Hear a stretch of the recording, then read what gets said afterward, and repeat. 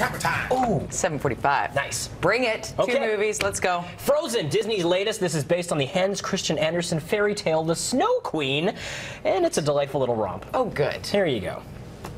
Hey, we were just talking about you. All good things? All good things? No! This is not making much of a difference, is it? Hang in there, guys! I'm Olaf. Oh, it would scare me. Kind of freaky. That's Josh Gad voicing Olaf, the singing snowman. Look at the visuals, Jody. Crisp. Beautiful. Lots of verve in this one, funny characters, and most importantly, strong female roles. So something for the girls here. There's a good message at the core. However, I must digress a little bit. The songs, to me, didn't fit the theme or the setting, and they were a little too Broadway-esque, a little too showy. You know what I mean? I was really missing, frankly, Alan Menken and Tim Rice.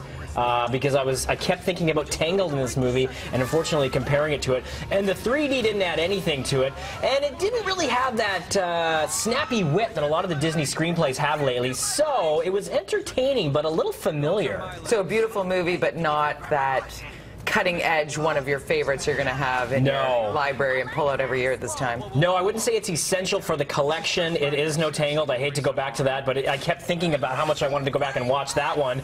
And yes, it doesn't add too much to the Disney canon. That being said, though, a lot here to enjoy for the whole family, and it looks beautiful. But don't waste your money on the 3D. You've been all about Tangled. I saw that on Facebook, too. I'm going to go back and revisit. It's so good. Totally. But what about Frozen?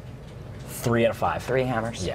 Respectably. Respectively. Okay. Dame Judi Dench. She was on the show earlier this week, told us about the role in Philomena, and you've seen the movie.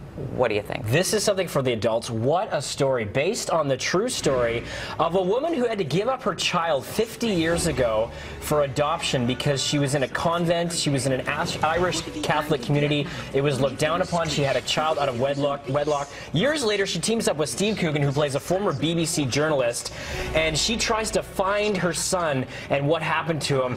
Steve Coogan also co-wrote the screenplay in this film. Jody, the most amazing thing here is to see these two titans of British cinema go head-to-head and share screen time together, but not in a romantic way, in a completely, they come from totally different worlds, but there's so much mutual respect between them. And the other thing they did beautifully was balance out this very sensitive, dramatic story with so much humor. There are so many funny parts in this movie, courtesy of Coogan, and it just works so delicately and so sensitively.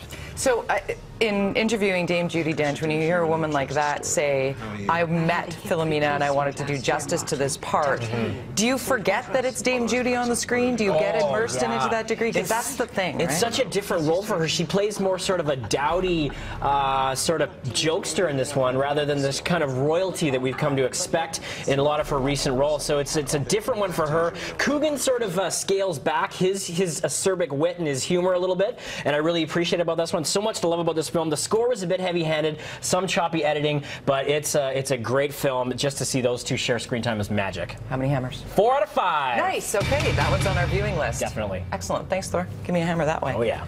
It is 7:48. Now we check in with Dawn in the Live Eye. She's getting ready for the Santa Claus Parade.